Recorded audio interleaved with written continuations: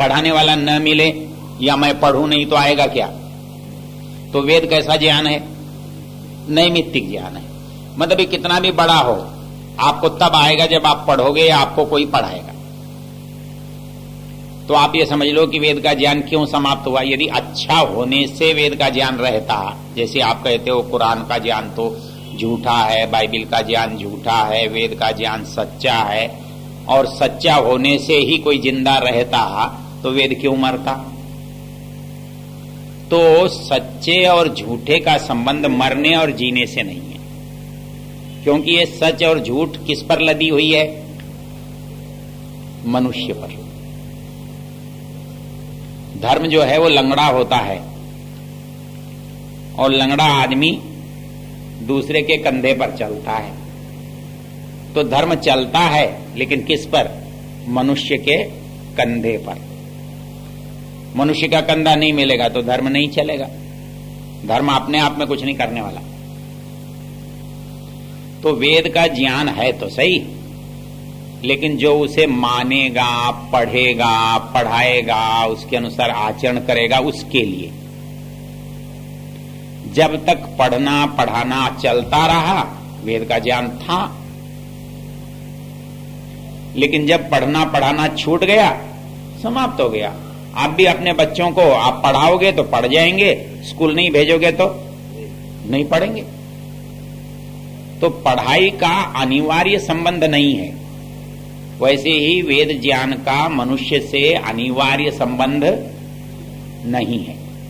तो वेद ज्ञान जब तक दिया जाता था, लोग लेते थे, तब तक तो उनका वैदिक धर्म जीवित था।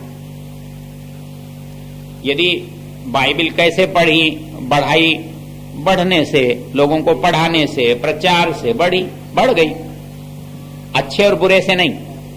यहां मुख्य चीज है परिश्रम, कर्म। वैसे ही कुरान बढ़ गया। कैसे बढ़ा? अच्छा होने से नहीं, मेहनत से, बलपूर्वक, प्रचार से, मनवाने से, बताने से, पढ़ाने से बढ़ गया। आप नहीं करोगे तो नहीं बढ़ेगा, करोगे तो बढ़ेगा। तो इसलिए वेद का धर्म लुप्त क्यों हुआ? क्योंकि आपने वेद का पढ़ना पढ़ाना छोड़ दिया, तो लुप्त हो गया। आप पढ़ाओगे तो दोबारा जिंदा हो सकता है, नहीं पढ़ोगे नष्ट हो सकता है, क्योंकि वो नैमित्तिक है। तो इसलिए अच्छे और बुरे के साथ पुरुषार्थ का संबंध है। अच्छा होना मात्र पर्याप्त नहीं है। और बोलो। हाँ, इसमें कुछ आपको और पूछना है, पूछो।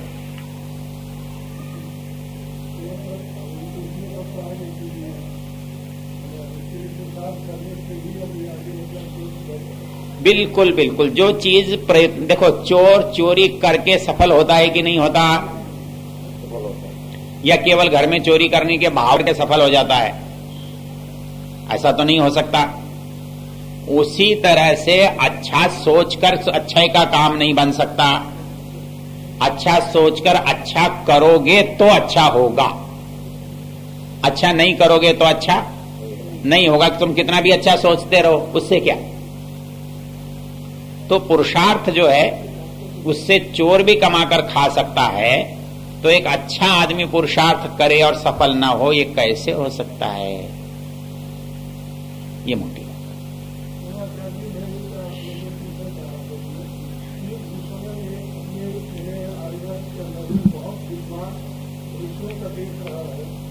जो भी इसमें मतलब बिगड़ रहे थे, तो उनको जैसे आज से बहुत सारे लोग जागृति दे रहे हैं देश करने को, जन समुदाय को, तो उस समय भी मतलब ज्यादा समर्पित लोग थे। आप इतिहास को भूल रहे हो।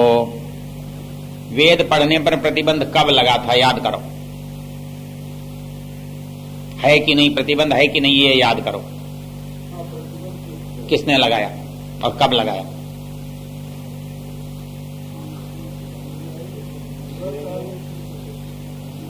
जब किसी पर वेद पढ़ने पर आपने प्रतिबंध लगाया तो अगला वेद पढ़ेगा? आप बताओ। तो जिसने वेद पर पढ़ने पर प्रतिबंध लगाया, उसकी चौधर तो चलती होगी ना। मतलब राज्य का कोई आदेश निकला होगा कि आगे से कोई वेद नहीं पढ़ेगा, ब्राह्मण ही पढ़ेगा, दूसरा कोई नहीं पढ़ेगा। उस दिन तो पढ़ाई बंद हुई कि नहीं हुई? तो जिस दिन पढ़ाई बंद हुई उसका परिणाम आ जाएगा कि नहीं आएगा? ये बात ठीक।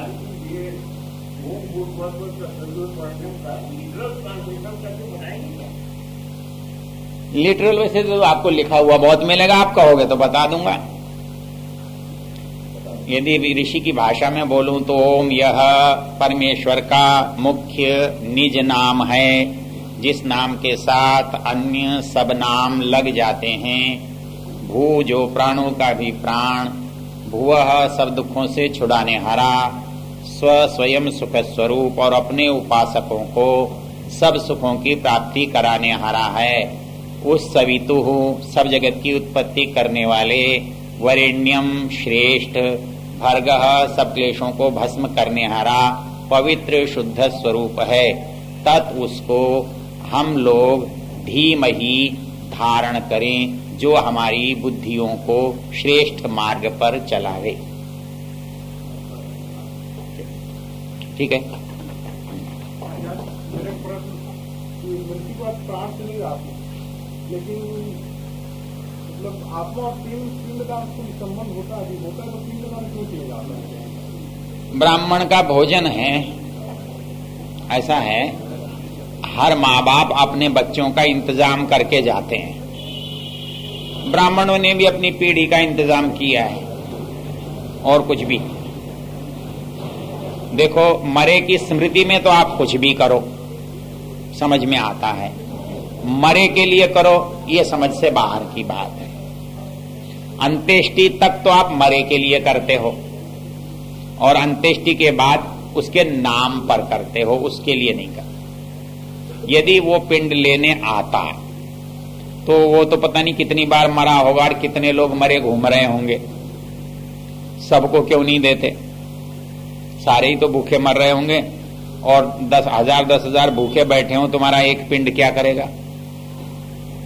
तो पिंड तो वहीं पड़ा रहता है, कहीं जाता तो है नहीं। इसलिए कैसे माने कि पिंड मिलता है उसको? आप ये मानते हो कौवा खाता है और कौवे से जाता है, कोई डाकिया है कौवा? ऐसा नहीं। ये परंपराएं अज्ञान मूलक हैं, दुकानदारी है, चलती है।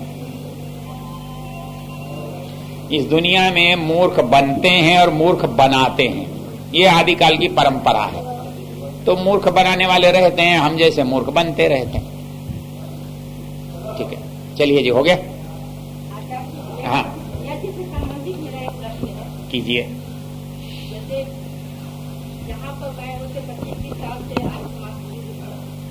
लेकिन हमेशा ये होता है कि जब हम यज्ञ करने बैठते हैं तो कोई भी विद्वान आते हैं, वो अपने तरीके से उसको करने की विधि बताते हैं। जैसे एक सामान्य सा उदाहरण है कि हम दैनिक यज्ञ में सृष्टि की आहुति डालते हैं, तो उसमें तो हम लोग अभी तक डालते आ रहे हैं। लेकिन क्या है कि कई बार अभी ऐसा हुआ है कि उसमें ये बताया गया कि सृष्टि की आहुति दैनिक यज्ञ में नहीं डालना चाहिए।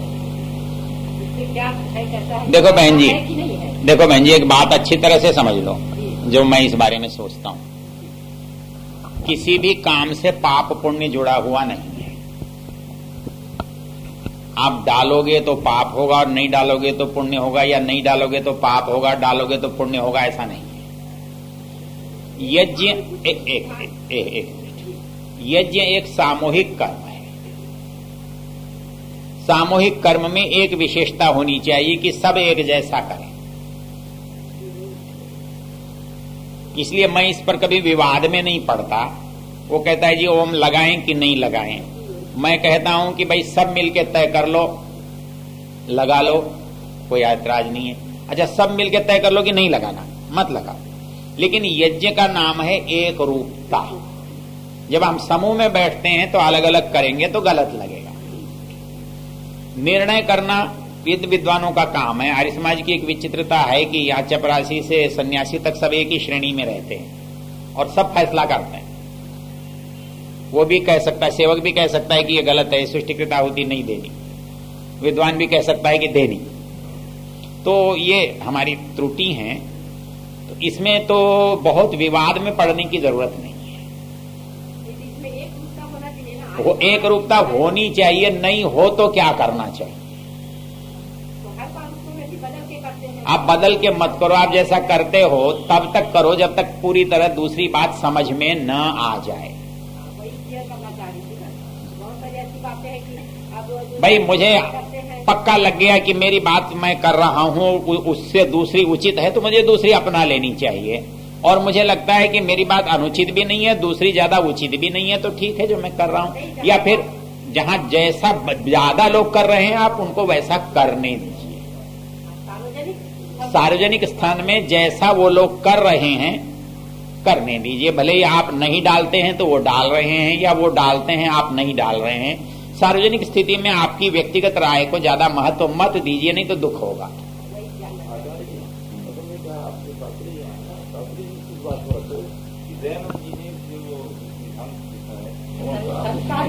संस्कार विधि में ऐसा नहीं है, संस्कार विधि के आधार पर बताया। देखो भैया ये बिल्कुल ठीक बता रहे होंगे, पर समस्या ये है कि सारे विद्वान फिर ऐसा क्यों नहीं करते?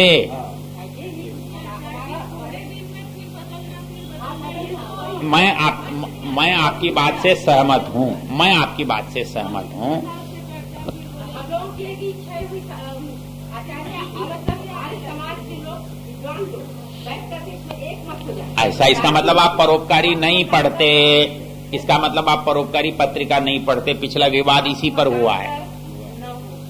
ऐसा है कि यही सारे प्रश्न इकट्ठे करके हमारे यहाँ 30-32 विद्वान इकट्ठे होकर उन्होंने विचार किया। कुछ बातों पर उन्होंने निर्णय किया, कुछ बातों पर आपस में मतभेद रहा, निर्णय नहीं हुआ, और वो प्रक्रिया भी जारी है। आप निर्णय पर जाना चाहते हो तो उसको पढ़ लो और जैसा उसमें लिखा है वैसा करो।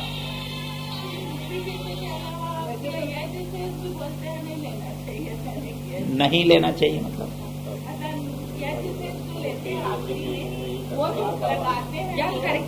देखो ऐसा है, ये परंपराएं गृह सूत्रों में कहीं पर हैं, कहीं वो चली कैसे हैं, इसलिए चली।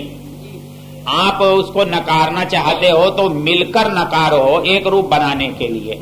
आधा नकारोगे आधा नहीं नकारोगे तो संदेह पैदा होगा और आदमी या तो करेगा ही नहीं है या गलत करेगा।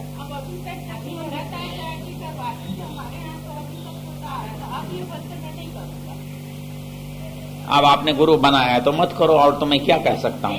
मैं ये तो नहीं कह सकता ये गलत कह रहे हैं कि सही कह रहे हैं, जो कुछ कह रहे हैं कि कह रहे हैं।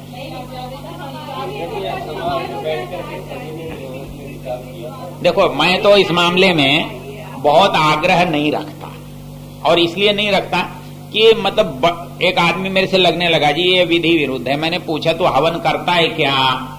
नहीं करता। फिर लड़ाई किस बात की लड़ रहा है भाई? तो दोनों समय एक समय हवन करता होता और तो कोई बात कहता तो मेरी समझ में आती। हवन तुझे करना नहीं, मेरे हवन में गलती बता रहा है तो नहीं। तो उदाहरण की बात यह है कि हमको अधिक से अधिक लोगों को एक सही रास्ते की ओर ले जाना है, और उसमें कोई पूर्वाग्रह या जिसको कहते हैं ना बहुत कट्टरपन से काम चलाने की जरूरत नहीं है। अब सही तो मैंने बता दिया, पंडित जी जैसी राय दे वैसा सही है, मुझे क्या है। इतने सालों को हम भाई आचार्य हम बदलने के पक्ष में नहीं है ना, तो बदलने के पक्ष में नहीं है तो कोई बात नहीं है। आप आचार्य जी से कह दीजिए कि ठीक है आपकी राय सरमाथे है, पर पतनाला वहीं पड़ेगा। ऐसा है, उसमें एक ही बात है, थोड़ा उदारता से काम लो। हाँ, तो मतलब मेरा उद्देश्य क्या रहता है कि व्यक्ति को कुछ मिलना चाहिए, वो छोड़कर भागे, ऐसा काम नहीं। उसको छोड़ना है, गलत है तो बुद्धि में आना चाहिए कि यह गलत है। जैसे कि कहते हैं ना कि भगवान तो कोई चीज ग्रहण करते नहीं है, तो यज्ञ में हम डालते हैं तो सीधे वो ग्रहण करते हैं। हम लोग के दिमाग में भी यही खराब है, हम एक श्रद्धा के साथ यज्ञ में सृष्टि की ताकती करते हैं, है ना। यदि हम उसका विरोध करने लगे तो हमारा मन और हमारा दुख पाता है। जब हमारी कोई मान्यता को कोई तोड़ता है तो हमें कष्ट होता है। चलो मैं इस पक्ष में तो नहीं हूं कि आपको बहुत कष्ट दिया जाए, लेकिन यदि आपको समझाया जाए तो जरूर अच्छी बात है। इसके लिए गीता ने एक बहुत सुंदर पंक्ति लिखी है, न बुद्धि भेदम जनयेत अज्ञानाम कर्म संगिनाम जोशयेत सर्व कर्माणि विद्वान युक्त समाचरन। जो बहुत सारे लोग जो उस विषय के जानकार नहीं हैं तो उनको विचलित न करे। न बुद्धि भेदम जनयेत, तो ऐसा कर, तू वैसा कर, तू ऐसा कर, वैसा मत कर, क्योंकि वो आपके कहने से कर रहा है, उसका फैसला नहीं है। ये किसी ने उसको ऐसा करने के लिए कहा, वो कर रहा है। आप आकर कहेंगे कि ऐसा मत कर, तो ये सोचेगा कि पहला ठीक था कि दूसरा ठीक है। ये समस्या है, क्योंकि मैं खुद निर्णय करता तो अलग बात थी। जब मैं गुरु के, आचार्य के, पंडित के कहने से निर्णय कर रहा हूं और हर पंडित अलग राय दे रहा है, तो मेरे लिए परेशानी होती है, हो सकती है। उसमें आपको भी थोड़ा उदार हो जाना चाहिए। सुन लीजिए पंडित जी की, घर में करो तो आप अपनी कर लो, यहां करो तो पंडित जी की कर लो, और तो क्या है। कोई बात देखिए वो बात नहीं है, जो 30 साल से हमारे विद्वान हमको बताते आ रहे हैं, वो आपकी बात में, आपकी बात को हम एक मिनट में हमको बदल नहीं, ऐसा मत बदलिए। और सब वैज्ञानिक सत्यता में सब मैं आपके साथ हूँ। मैं आपके साथ क्यों हूँ? जो बात एक में सत्यता है, हाँ, जो बात कही है, या तो हमको समझाया जाए। बिल्कुल ठीक बात। आप तब तक मत बदलना जब तक आपकी समझ में न आ जाए। अब तो ठीक है ना? मैं एक प्रश्न करूंगा। करने का भी कोई मतलब नहीं, जब नहीं चला यज्ञ शेष तो होना ही चाहिए। चलिए मैं एक प्रश्न पूछ रहा हूँ कि यज्ञ क्यों, यज्ञ करने से क्या यज्ञ ही पूजा है या यज्ञ से ही होता है, यज्ञ क्यों करना चाहिए? ये सब चीज का जो उत्तर है ये है कि यज्ञ आखिर हम करते क्यों? क्या हम ये उसको भगवान मानकर हमको पूजा करके हम जैसे बोलते हैं, हम उसको चढ़ाते हैं तो हमको ऐसा लगता है कि वो ईश्वर को जाता है या भगवान को जाता है, तब हम बोलते हैं वो प्रसाद है। प्रसाद किसे कहते हैं? ये इस पर पूरा व्याख्यान है इसके यहाँ आपके पास। चलो फिर कह देता हूँ। देखो ऐसा है, कोई दिन का प्रारंभ हम करते हैं, तो दिन का प्रारंभ जिन कार्यों से करना होता है उनमें हमारे लिए कार्य न हो और वो दूसरे के लिए हो। हमारे ऋषियों की एक विशेषता रही है कि वो छोटे से छोटे जरूरी काम को धर्म बता देते हैं। उससे फायदा क्या होता है? आदमी अपनी सूची में शामिल कर लेता है कि भाई ये करने का है। तो हमारे यहाँ नियम है कि मनुष्य को या तो हुत शेष खाना चाहिए या भुक्त शेष खाना चाहिए। हुत शेष का मतलब होता है अग्नि में डालकर, और भुक्त शेष का मतलब होता है खिलाकर। तो आहुति दे करके ही खाना चाहिए, आहुति बिना दिए न खाया जाए, क्योंकि खाने का जो अधिकार है वो मुझे मिलता तब है जब वो यज्ञ शेष बनता है। बनाया किसके लिए था? यज्ञ के लिए। बचा, मुझे भी मिल गया। ये बिल्कुल ऐसे ही है जैसे घर में एक दिन की बात है, मैं ऋषि मेले में खड़ा था, एक बहन जी आई, कहाँ की थी वो तो बताने की जरूरत नहीं है। वो बड़ी नाराज हो गई मेरे से, कहने लगी जी आप तो देखो पैसे वालों का सम्मान करते हो, जो आपको दान देता है उसको अच्छा कमरा देते हो, हम आते हैं आप हमको हॉल में ठहरा देते हो, ऐसा करते हो वैसा करते हो। मैंने उनकी सारी बातें सुनी सामाजिकता में जो होती हैं। तो मैंने कहा बहन जी, और ऐसा करके आप हमारा अपमान करते हो, जो सामान्य लोग हैं उनका अपमान करते हो। मैंने कहा बहन जी एक बात बताओ तो। बोले बोलो। आपके घर में मेहमान आता है तो कुछ अच्छा खाना बनता है कि नहीं बनता है? बोले बनता है। तो क्या उस दिन घर वालों का अपमान होता है क्या? उस दिन घर वालों का अपमान होता है? नहीं होता ना। तो वैसे ही यदि कोई हमारा विशिष्ट सहयोगी है, सहायक है, आमंत्रित है, विद्वान है, साधु है, यदि हम उसका सत्कार करते हैं तो क्या आपका अपमान हो जाता है? यूं बोले आप तो ऐसे ही चुप कर देते हो। बोले हमारी बात का निराकरण तो नहीं हूं। मैंने कहा बात सीधी सी ये है कि एक व्यक्ति मुझे लाख रुपए देता है, वो पैसे देता है इसलिए नहीं, वो मेरा सहयोग करता है, इसलिए मुझे उसका सम्मान करना चाहिए कि नहीं करना चाहिए? तो ये मुझे सहयोग नहीं करता है, ये उसका अपमान थोड़ा ही है। मेरे घर में अतिथि आया, अतिथि के लिए जब मैं विशेष व्यवस्था करता हूं तो इसका अभिप्राय मेरे घर के सदस्यों का मैं अपमान करता हूं, ऐसा कभी नहीं होता। तो इसलिए हम जो काम करते हैं वो विशेष व्यवस्था के लिए करते हैं। तो भुक्त शेष तब होता है जब हम किसी को खिलाने, और हुत शेष तब होता है। और होता क्या है, जब मेहमान बढ़िया आता है तो खाना भी कुछ बढ़िया ही बनता है। आप यज्ञ नहीं करोगे तो रूखा सूखा बना के खाओगे, यज्ञ करोगे तो कुछ हलवा खीर जरूर बनाओगे।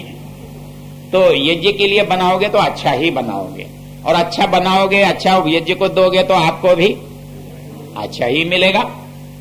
तो इस दृष्टि से हमारे यहां मनु महाराज कहते हैं, और गीता ने भी कहा है, यज्ञ शिष्टाश्य न संतो मुच्यन्ते सर्व किल विषयी भुंजते ते त्वघम पापा ये पचन्त्यात्म कारणात्। जो यज्ञ के लिए पकाते हैं वो तो पुण्य के भागी बनते हैं, जो अपने लिए पकाते हैं वो पाप के भागी बनते हैं। मतलब यज्ञ शेष में, शेष तो बच्चे को कहते हैं ना, बचा हुआ थोड़ा होता है कि खिलाया हुआ थोड़ा होता है? सामान्य रूप से तो जो बच जाए, जो थोड़ा होता है उसे बचा हुआ कहते हैं। तो मुख्य कौन हुआ यहां पर? यहां बचा हुआ क्यों? क्योंकि मुख्य यज्ञ है, यज्ञ के निमित्त से बना है, इसलिए वो मुख्य है। उसमें चाहे हमने थोड़ा सा किया हो तो, लेकिन जो ज्यादा बचा है वो भी शेष ही कहलाता है, इसलिए उसे यज्ञ शेष कहते हैं। और जो दूसरी बात है प्रसाद, प्रसाद का शाब्दिक अर्थ क्या है? प्रसन्नता। गीता की पंक्ति याद करो तो, प्रसादे सर्व दुःखानां हानिरस्योपजायते प्रसन्न चेतसो ह्याशु बुद्धि पर्यवतिष्ठते नास्ति बुद्धिरयुक्तस्य न चायुक्तस्य भावना न चाभावयतः शांति अशांतस्य कुतः सुखम। मतलब जो यात्रा प्रसाद से शुरू होती है वो खत्म कहां होती है? सुखम पर। अर्थात कोई व्यक्ति तब तक सुखी नहीं हो सकता जब तक वो प्रसन्नता को प्राप्त न करे। और प्रसन्न कब होता है? जब चित्त खिलता है। और जब चित्त कब खिलता है? लेकर खिलता है कि देकर खिलता है? देकर खिलता है। तो इसलिए देने की परिस्थिति है मनुष्य को प्रसन्न करने वाली। आदमी यदि लेने की प्रवृत्ति का होगा तो कभी भी प्रसन्न नहीं हो सकता, संकुचित होगा, सिकुड़ेगा। तो इसलिए कहा है कि हम यज्ञ में जो चीज डालते हैं वो प्रसाद कहलाती है। प्रसन्नता पूर्वक हम उसको बांटते हैं। मतलब आप जाते हैं तब मंदिर में कोई आपसे नहीं मांगता कि देना थैले में क्या है, लेकिन जब आप मंदिर से लौटते हैं तब हर व्यक्ति ऐसे हाथ फैलाता है, देना भैया मुझे भी देना। और वो भी कहता है लो भाई साहब लो, क्या है? प्रसाद है। प्रसाद कोई हलवे का नाम थोड़ा ही है, प्रसाद तो प्रसन्नता का नाम है। लेकिन प्रसन्नता को पहुंचाए कैसे? वस्तु से। तो उस वस्तु का नाम ही प्रसाद है। तो इसलिए प्रसाद तो होना ही चाहिए। प्रसाद नहीं होगा तो सत्संग में आएगा नहीं कोई।